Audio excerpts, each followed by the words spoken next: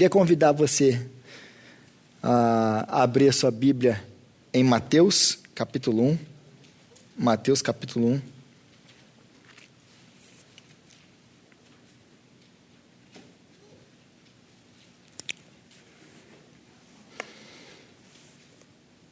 Mateus, capítulo 1, facinho de achar. E hoje nós vamos falar um pouquinho sobre a mensagem do Natal, o significado do Natal, algumas lições que a gente pode tirar para a nossa vida com relação à vinda de Jesus. Como que essa vinda de Jesus impacta a minha vida, como que ela instrui a minha vida, fala comigo.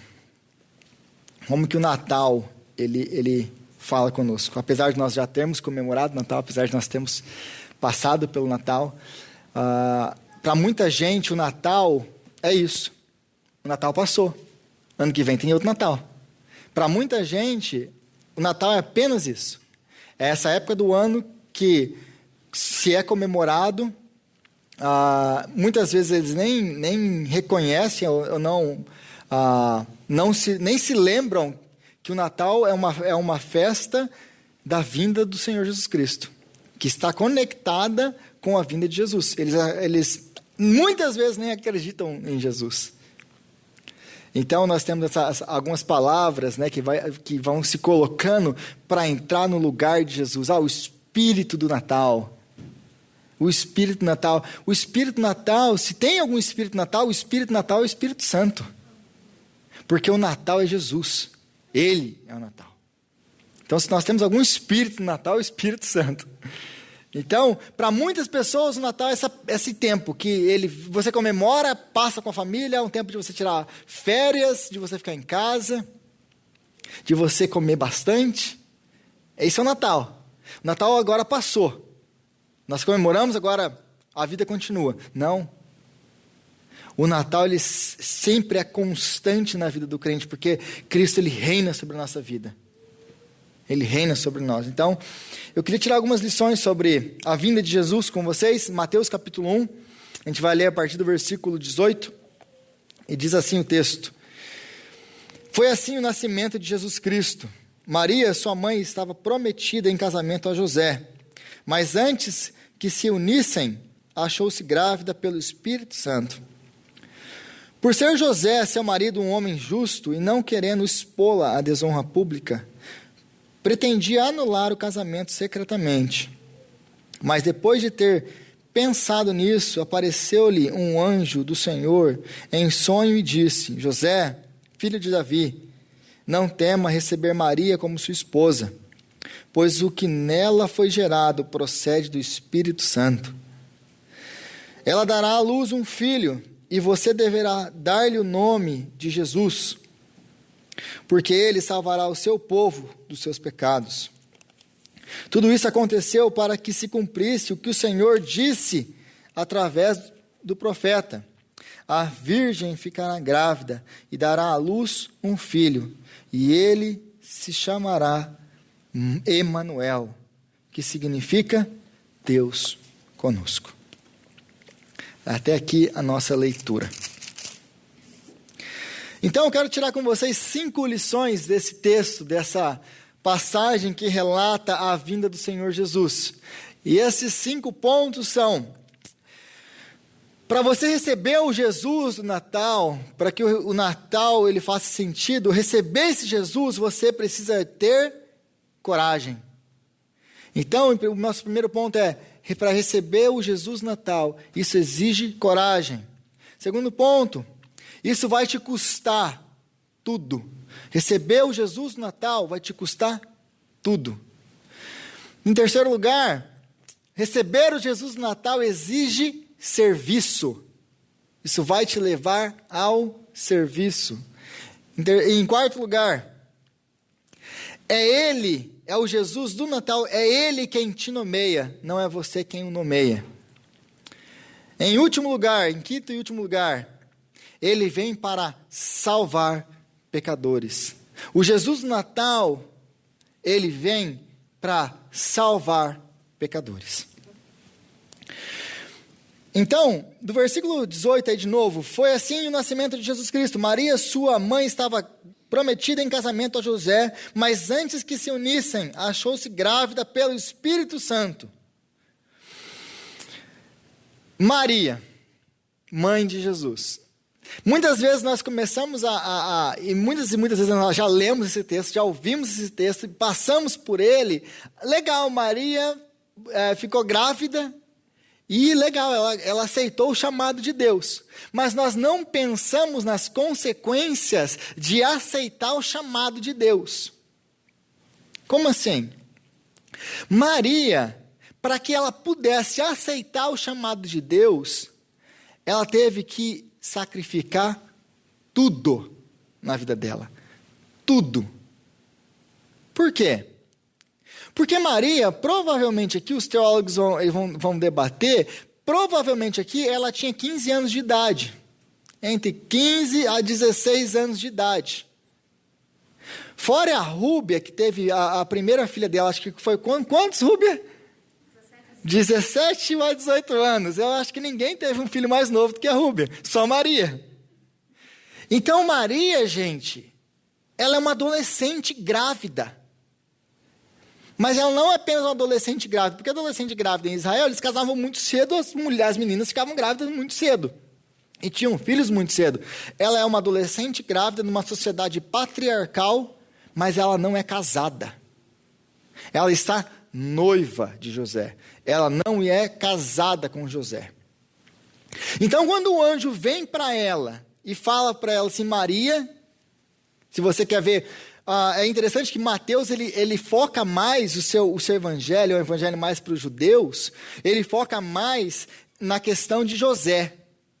Ele vai falar mais sobre José.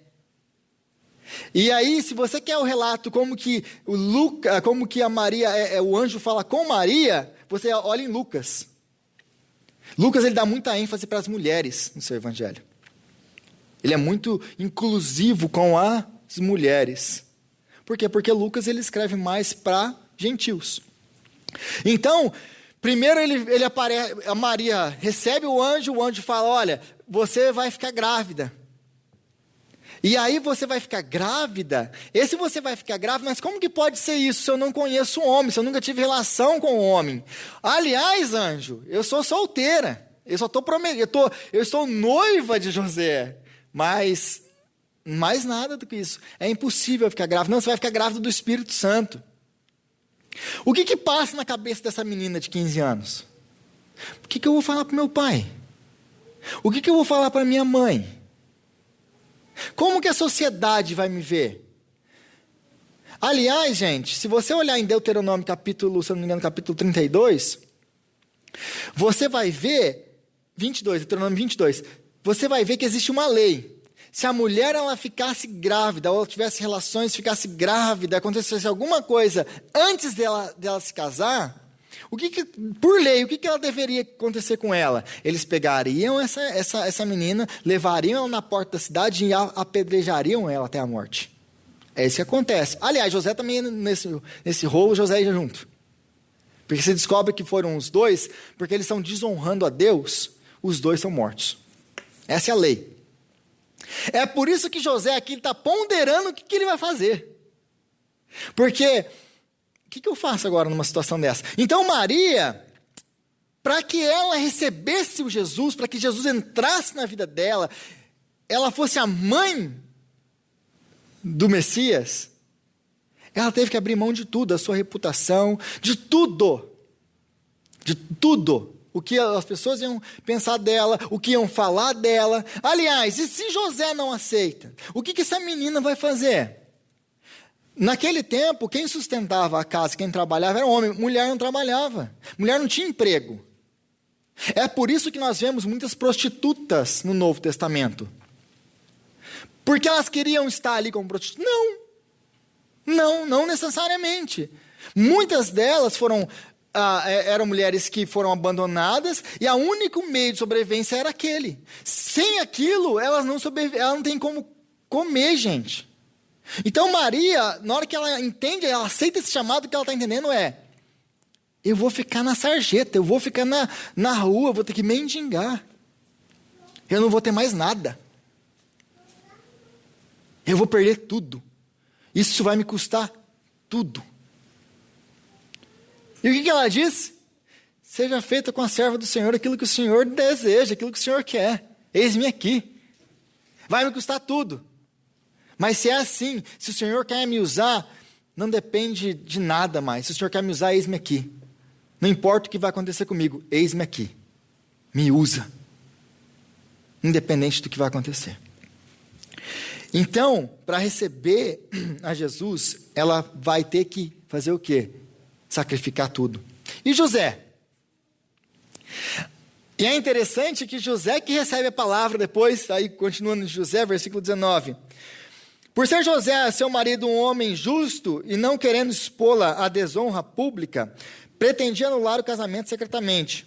Mas depois de ter pensado nisso, apareceu um anjo do Senhor em sonho e disse: José, filho de Davi, não tema receber Maria como sua esposa, pois o que nela foi gerado procede do Espírito Santo. Maria tem tudo isso na cabeça, ela que vai sofrer, é ela que vai passar por tudo isso que ela vai passar, porque para o homem ainda era mais fácil.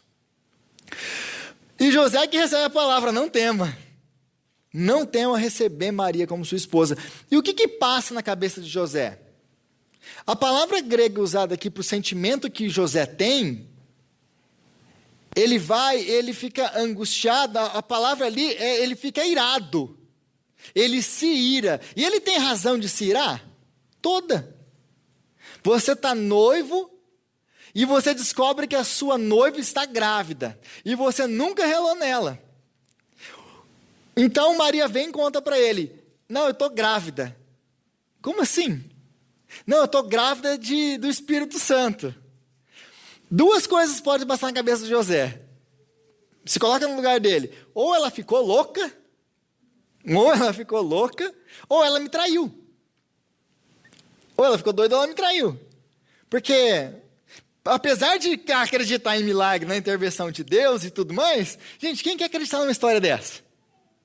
Quem ia acreditar numa história dessa? Ninguém.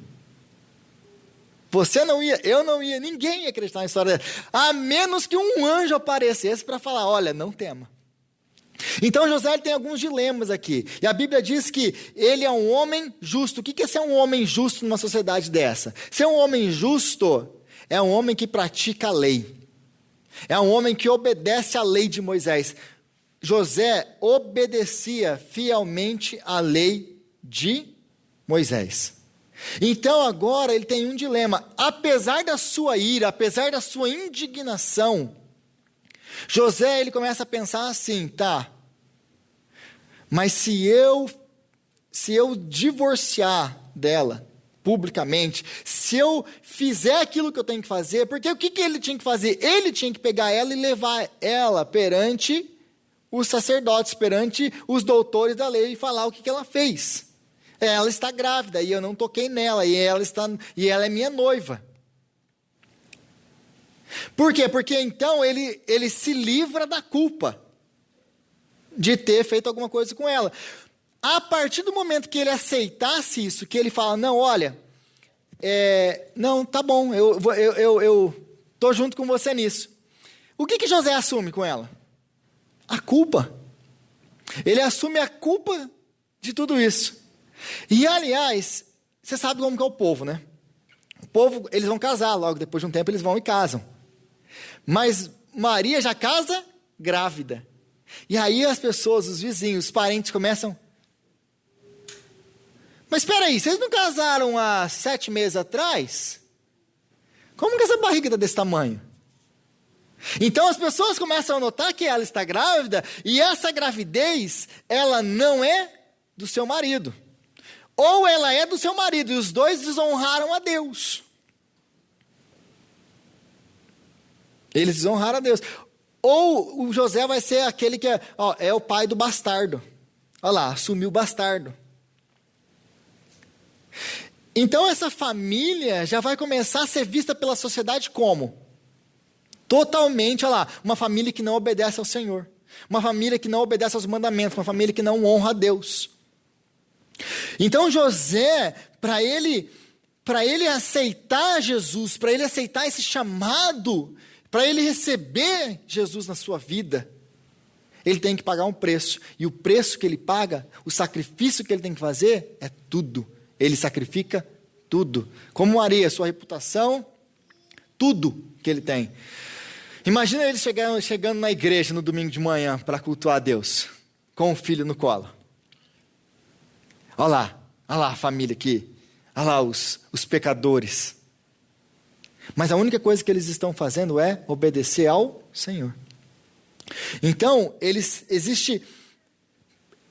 servir a Deus, receber a Cristo em nossas vidas, exige de nós um sacrifício. E muitas vezes, esse sacrifício é tudo. Porque muitas vezes você vai perder contrato porque você é crente. As pessoas vão deixar de conversar com você porque você é crente. As pessoas vão te olhar de lado porque você é crente. Mas como disse Jesus, se o mundo odiou a mim, ele odiará a vós outros. Porque ninguém é maior do que o seu mestre. Se me odiaram a mim, odiarão a vocês. É assim que funciona. Mas na nossa geração nós queremos ser o quê? Nós queremos ser amados do mundo. Nós queremos ter Deus e queremos ter o mundo ao mesmo tempo. Queremos ser Deus e queremos ter o mundo. Mas a Bíblia nos diz que é impossível termos os dois. Ou você vai amar o mundo, ou você vai amar a Deus. Em segundo lugar, você quer o Jesus Natal? Você quer o Jesus Natal? Porque receber o Jesus Natal vai te custar tudo. Mas, antes de te custar tudo, custou a Ele tudo. Porque a gente começa a olhar para o sacrifício que eles estão fazendo aqui, e aí a gente pensa, nossa, que sacrifício grandioso, que, né, eles estão perdendo tudo, eles estão sacrificando, Sim, para nós seres humanos, olharmos para Maria, o que Maria fez, a sua reputação, tudo que ela perderia, José, tudo que ele perderia, toda a fama que eles levariam depois do seu casamento e tudo mais,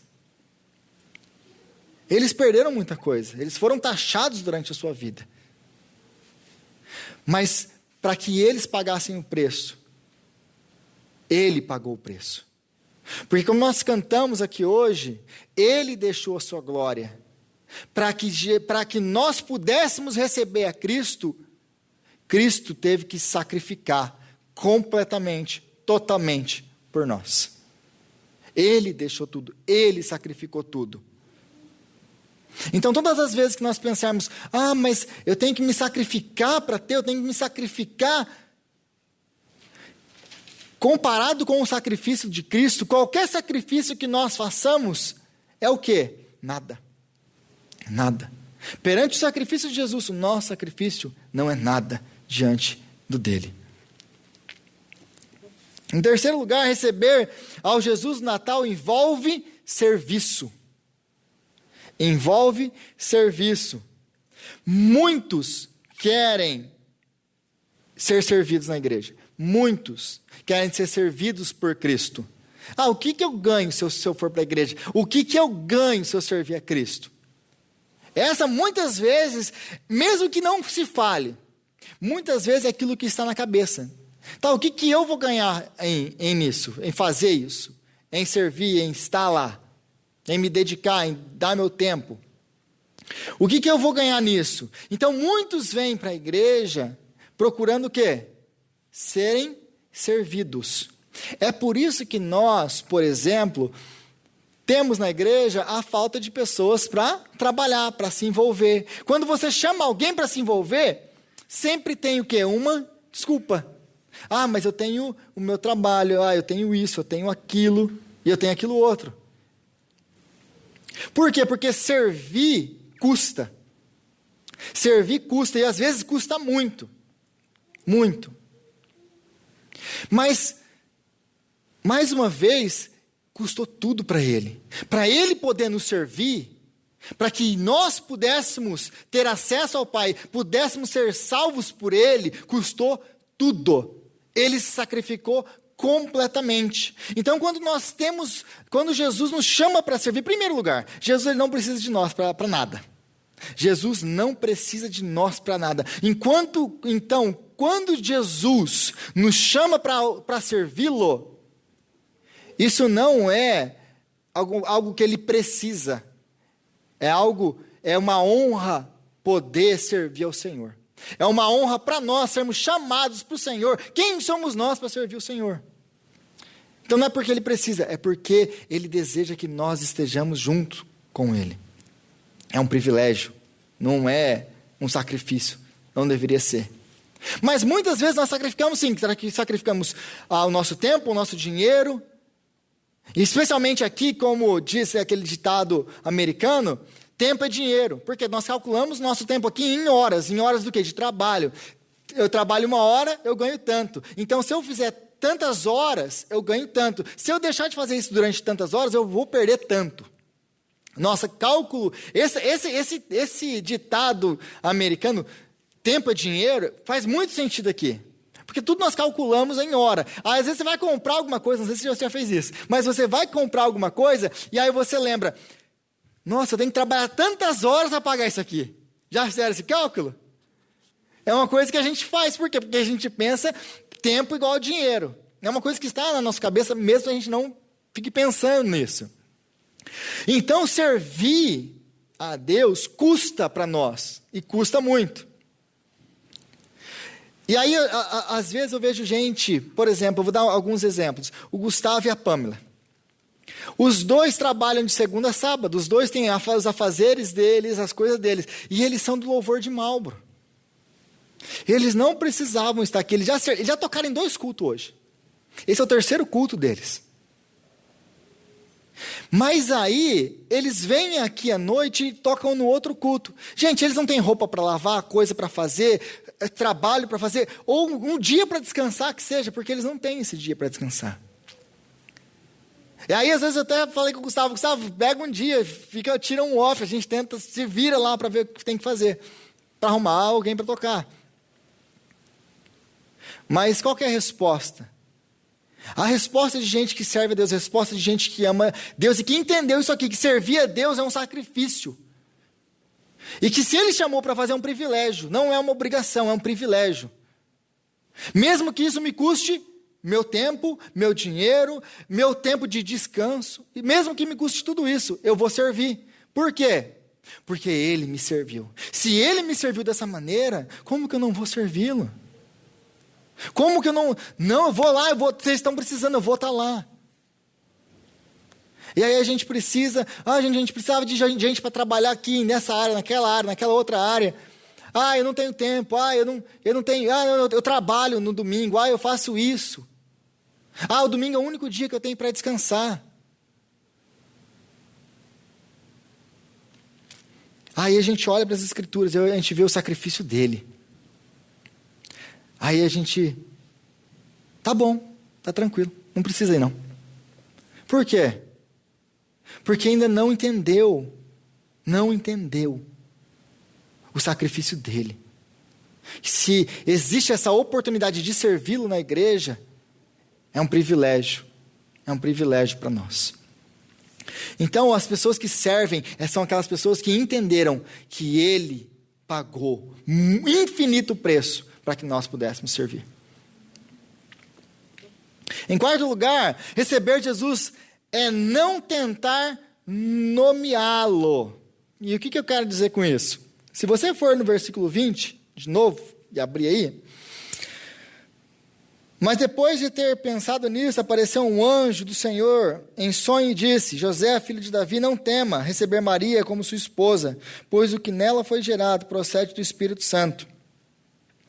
Ela dará à luz um filho e você deverá dar-lhe o nome de Jesus, porque ele salvará o seu povo dos seus pecados.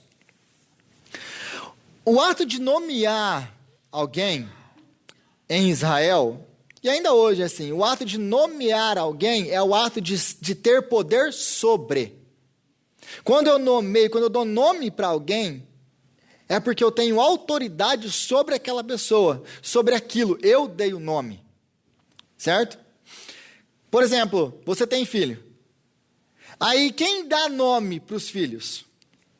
Geralmente os pais, porque tem uns casos aí que é meio diferente, né? Não, o vô quer dar aquele nome, a tia, não, eu tenho, não, ela falou, a gente tem. Geralmente é os pais. Nos casos normais são os pais dão nome. E como que nós damos nome na nossa sociedade hoje? Porque o som é legal. Porque eu gosto não, porque eu sempre gostei desse nome. Desde a minha juventude eu gostei desse nome. A gente dá nome porque a gente acha legal o nome. Mas em Israel não é assim. Não era assim que eles davam nome. Então em Israel, como que eles dão nome? Eles dão, geralmente o nome ele está colocado por causa de algum atributo físico ou de algo da pessoa. Por exemplo, Jacó e Esaú. Esse é um dos grandes, talvez o mais famoso exemplo deles. Jacó nasce agarrado no calcanhar do irmão dele. Aí eles colocam o nome dele de Jacó, que significa trapaceiro, usurpador, aquele que pega no calcanhar. E aí Esaú que significa o quê? Peludo vermelho. Porque Esaú já nasceu cheio de pelo, menino era um ursinho. Então, os nomes têm a ver com a característica da pessoa, de quem é a pessoa. É por isso que Deus vive mudando o nome no Antigo Testamento. Lembra do encontro de Deus com Jacó em Peniel? Ele luta com Deus e aí ele reconhece quem ele é. Quem você é? Como é o seu nome? Por que Deus pergunta o nome dele? Porque o nome está ligado a quem ele é. Jacó, quem é você? Essa é a pergunta de Deus para ele. Quem é você, Jacó? E aí ele reconhece, Jacó. E em hebraico existe um jogo de palavras lá. Quem é você? Eu sou Jacó, o usurpador. Eu sou Jacó, o trapaceiro. E aí então Deus transforma, Deus muda o nome dele para Israel. Então tem muito disso no Antigo Testamento. E o anjo vem e fala assim, olha, você vai dar o nome dele será esse. José, não é você que vai dar nome para ele. Não é você que vai nomeá-lo. Por quê? Porque você não tem autoridade sobre ele, é ele que tem autoridade sobre você. Porque ele é o Filho de Deus, ele é eterno. E antes que você existisse, muito antes que qualquer coisa existisse, ele é, porque ele é Deus. Ele é o Deus encarnado, é o Deus que está no ventre de Maria.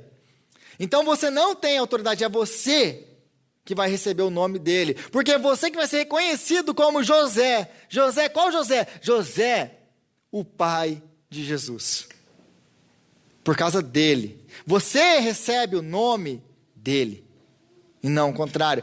Ele tem autoridade sobre você. E o que é esse não tentar nomear a Jesus?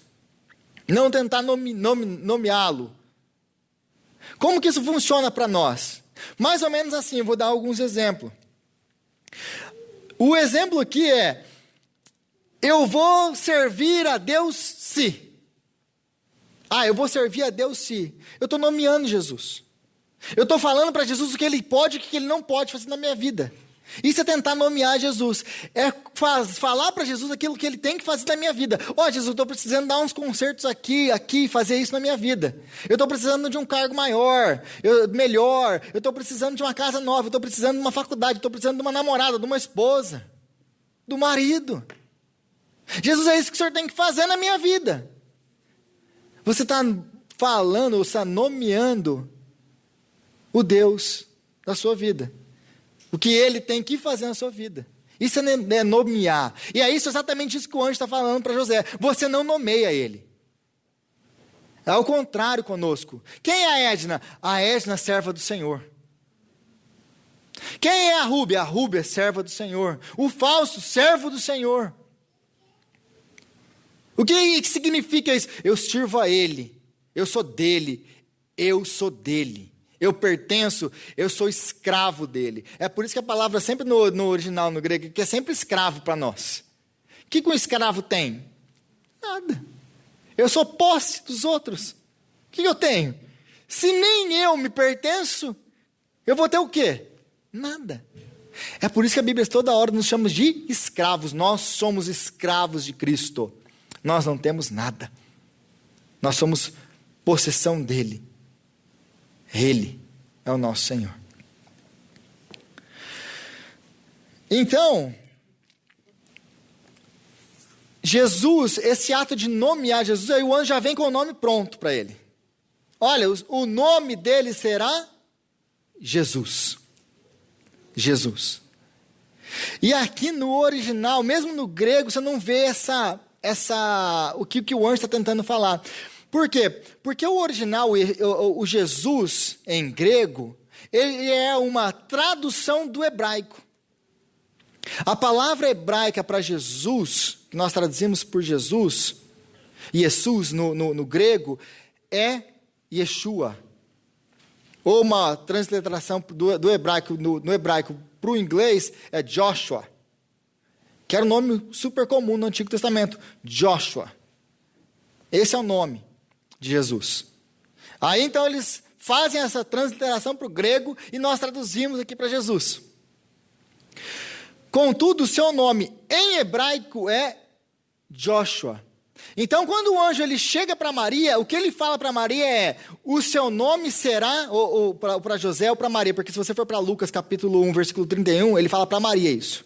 Aqui está falando para José, mas em Lucas está falando para Maria. Ele fala assim: o seu nome será Yeshua. Por quê? Porque ele iassá o seu povo. Em hebraico existe um jogo de palavras. Yeshua, a raiz dessa palavra é o verbo yassá, que a tradução seria salvar. É o verbo salvar. O nome de Jesus literalmente significa salvação. Então, eu coloquei aí, eu fiz uma tradução livre aí. O seu nome será salvação, porque ele salvará o seu povo dos seus pecados. É assim que o anjo falou para Maria. Como será seu nome? Ou José, como será o nome dele? O seu nome será salvação, Yeshua. Por quê? Porque ele salvará o seu povo dos seus pecados. Existe um jogo de palavras que nós perdemos em português e em grego. Ele veio para salvar. O seu nome significa salvação. Às vezes a gente canta na igreja, Yeshua, Yeshua, e a gente nem sabe do que a gente está falando. A gente nem sabe. É o nome de Jesus. Mas qual o significado do nome? O que significa o nome dele? Salvação. Salvação. A missão de Jesus é salvar. O que nos leva ao nosso versículo 21, ela dará à luz um filho, e você deverá lhe pôr o nome de Jesus, porque ele salvará o seu povo dos seus pecados. Ele vai salvar o seu povo dos seus pecados. Qual é o problema do homem? Porque o que acontece, gente, quando vem na cabeça de Israel, quando José escuta isso, quando o povo de Israel escuta, Deus vai enviar um Messias. A gente tem que lembrar de algumas coisas. Israel é um povo que está sendo oprimido pelos assírios, pelos gregos e, na atualidade, no tempo do Novo Testamento, pelos romanos. É um povo que vive de opressor em opressor. Quando você fala que vai vir um Messias para salvá-los, o que você espera? Você é israelita. O que você espera como israelita? Que Deus mande um libertador político, militar, como era Davi, como foi Saul. Um homem que vai fazer o quê? Que vai libertar Israel da tirania dos povos que estão oprimindo.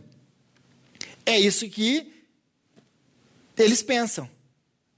Mas aí o que vem Jesus? Jesus muda o tom de tudo isso. Ele vai mostrar para nós que o quê? Não é bem assim que vocês estão pensando. Eu vou dar um exemplo. Você imagina que um elefante, ele está pisando em cima de um rato, ele está oprimindo o ratinho. E aí você briga com o elefante, porque o elefante não oprimiu o rato. Mas esse rato, ele tem outros vários ratinhos que ele está oprimindo. E é isso que Jesus vem denunciar. Porque é exatamente isso que Jesus ele acusa o seu próprio povo. Tá, vocês estão sendo oprimidos, mas vocês também oprimem uns aos outros. E exige muita coragem para uma pessoa falar para um povo que está sendo oprimido que eles também são opressores. É por isso que a mensagem de Jesus não é bem aceita. Não, é a gente que precisa de salvação. Não, é o romano que precisa ser castigado. Deus tem que salvar a gente. Mas entre eles oprimem os pobres, os necessitados, a viúva. Sempre foi assim. E aí ele tem uma história, em Lucas capítulo 13, se você for para Lucas capítulo 13, que ele vai contar, eles chegam para Jesus e falam assim para Jesus, Jesus, você ouviu o que Herodes fez? Herodes, lá na Galileia, ele matou uma galera que estava adorando. Enquanto eles sacrificavam no templo, Herodes mandou matá-los. Era a mesma coisa que imagina que a polícia entra aqui, você está num lugar, por exemplo, na China, que você não pode ser crente. Você está aqui adorando a Deus, nós estamos no nosso momento de comunhão, fazendo comunhão e partilhando do pão, e entra aqui então a polícia lá na China e começa a matar os cristãos. No momento que eles estão tendo comunhão, lembrando da ceia do Senhor, fazendo a ceia do Senhor. É mais ou menos isso aqui o que aconteceu com Herodes. Herodes então ele manda matar aquelas pessoas enquanto elas estão sacrificando no templo. E aí eles chegam e contam essa história para Jesus. E aí eles pensam o quê? Não, vamos ver o que ele vai falar. Não, Jesus ele vai fazer o quê? Ele vai rasgar suas roupas, porque tem muito disso no Antigo Testamento, né? Eles rasgam as suas roupas em sinal de protesto. E aí ele vai bater no peito e vai perguntar, ó Deus, até quando o Senhor vai tolerar isso? Eles esperam essa resposta de Jesus. E qual que é a resposta que Jesus dá para eles? A resposta é uma resposta que choca. Porque o que ele fala é, se vocês não se arrependerem, acontecerá a mesma coisa com vocês. Como assim, Jesus? Você ouviu a história que eles contaram? O Herodes foi lá e matou, você não viu o grande tirano que Herodes era? E ele era um louco mesmo. Mas o que Jesus está falando? Não, você não entendeu nada. Herodes, ele é o que todos vocês são, só com mais poder. A única diferença entre vocês e Herodes é que ele está no poder e vocês não. Vocês precisam de salvação, assim como Herodes precisa de salvação. Essa é a única diferença, porque todos são pecadores. Não existe nenhum diferente. Ah, Rodrigo, mas eu não sou tão mal assim. Você não é. Se você não é por causa do Espírito Santo que restringe a sua maldade. E aqueles que não têm o Espírito Santo, é graça comum. Deus restringindo a maldade do ser humano, para ele não se explodir. Porque, gente, se Deus retirar o seu Espírito, aquilo que restringe a maldade do homem, será que a gente ainda tinha planeta? Com essas armas nucleares? Não tinha mais nada. Era um que ia começar a jogar uma bomba de um lado, outro do outro, apertou um botãozinho vermelho de um lado, apertou um botãozinho vermelho do outro, os dois se explodem, explode todo mundo junto. Cadê o planeta?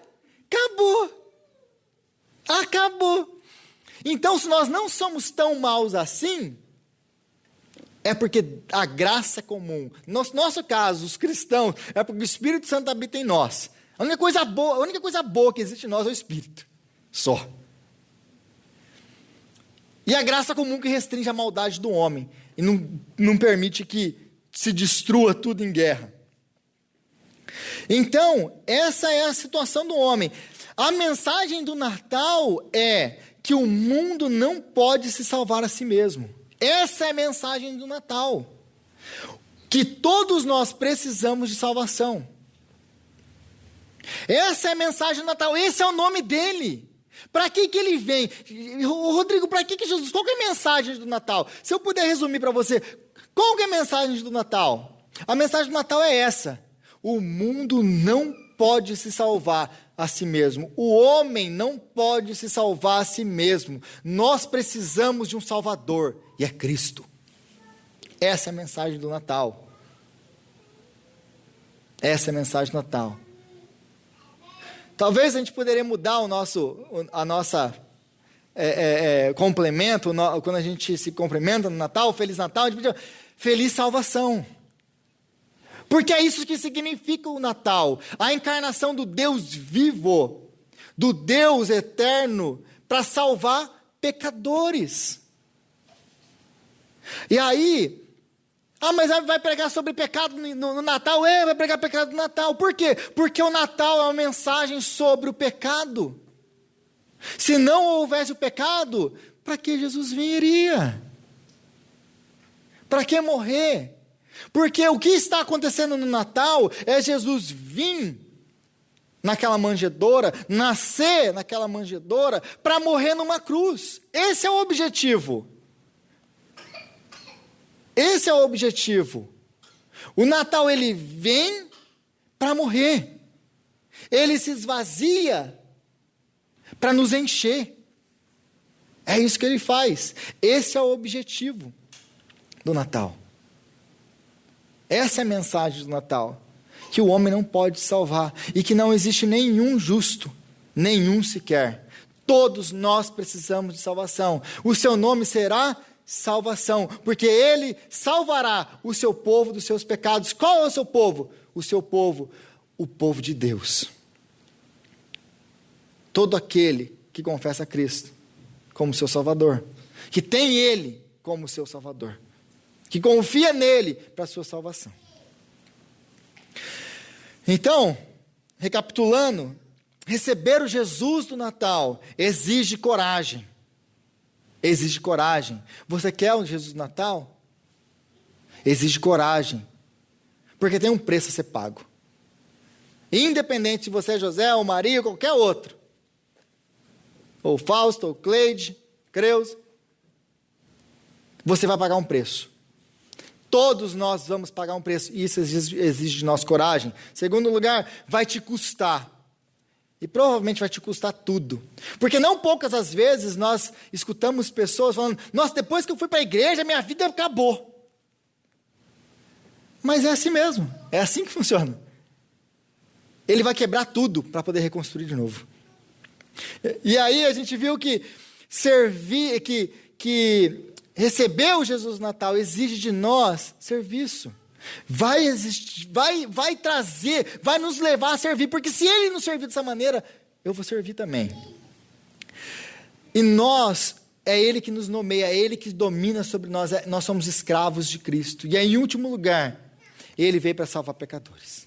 Essa é a mensagem do Natal. Essa é a mensagem do Natal. Senhor, nós te agradecemos, ó Pai, pela sua palavra. E nós te agradecemos, ó Jesus, porque um dia o Senhor se esvaziou da sua glória. O Senhor habitou entre nós para nos salvar. Para nos salvar dos nossos pecados. Para nos salvar da ira, para nos salvar do inferno e para nos trazer de volta para o Pai. Para que pudéssemos ter, mais uma vez, comunhão com Deus. Então nós te agradecemos, Jesus, por tão grande salvação.